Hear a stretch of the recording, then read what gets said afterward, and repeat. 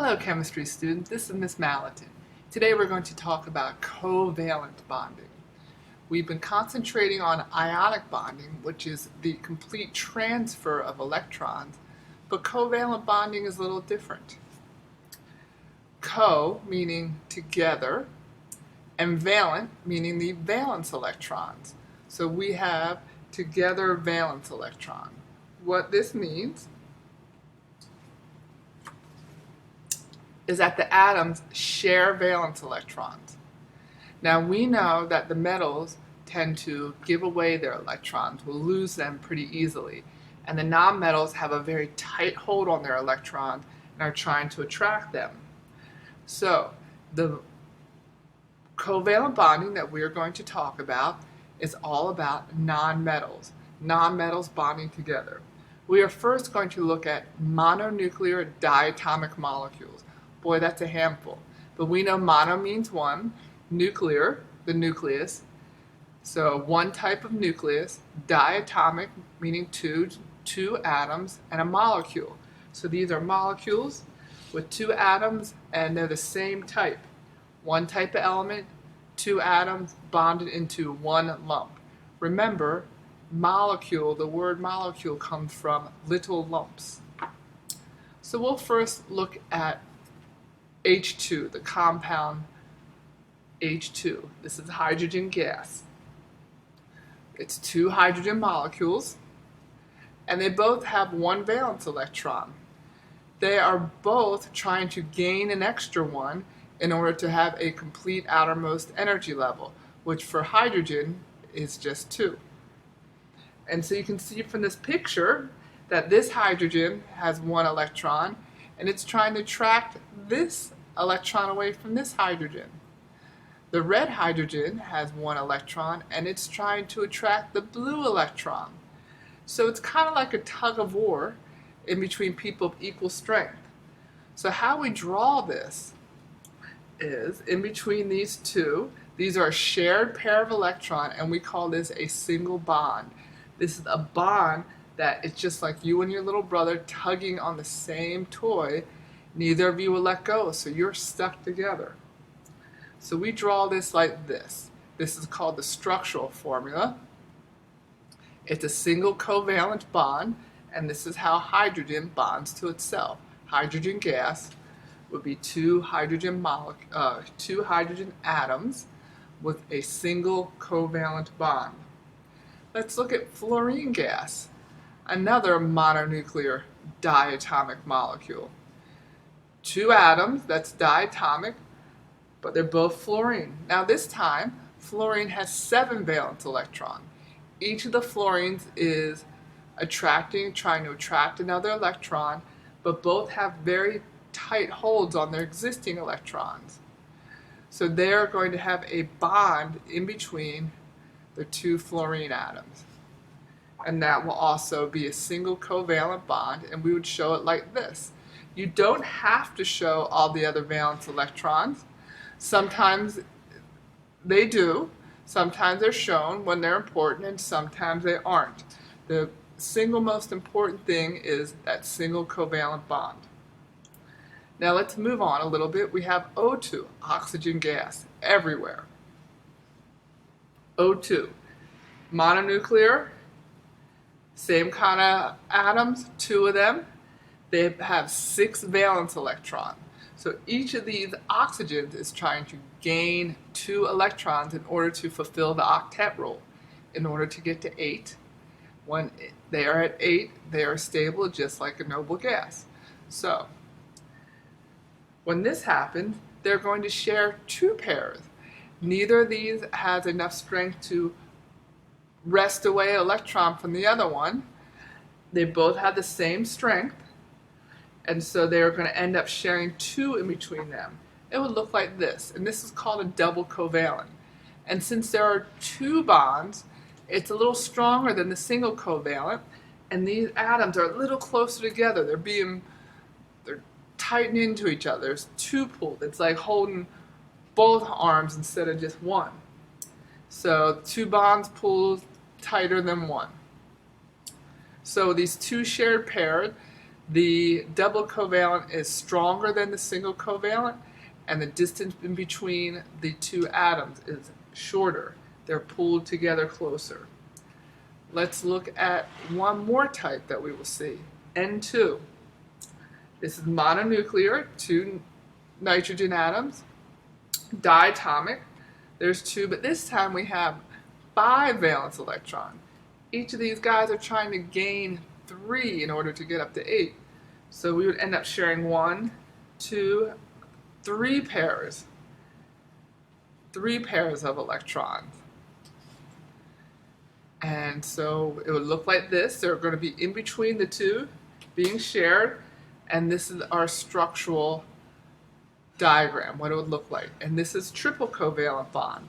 And as you could probably guess, 3 bonds pull tighter than 2. So 3 shared pair are stronger and shorter than the double covalent or the single covalent. And here's a couple, we're going to look at a couple other kind of simple but very important covalent molecules. These covalent molecules can become huge. They're the ones that's what organic chemistry is all about. That's what biology was all about. But we're just going to look at a couple very simple, important ones. For example, we have CO2, carbon dioxide. 1 carbon, di, 2 oxygens. So we know we have 1 carbon, 2 oxygens. This oxygen and this oxygen, they have 6 valence electrons. They want to gain 2 more. This carbon has 4 valence electrons. It wants to gain 4 to get up to 8. That's why carbon is so versatile and is in everything, because it can bond in a lot of ways with those 4 valence electrons. So what carbon's going to do is share a pair with 1 oxygen and share a pair with another oxygen. And the structural formula would look like this. 2 double bonds. 2 double bonds. And you can put in the other pairs, and this happens to be what we call nonpolar. It balances, and it does not have, it's equal sharing, so there's no extra charge. We're going to talk about now the most important, H2O, our basis of life.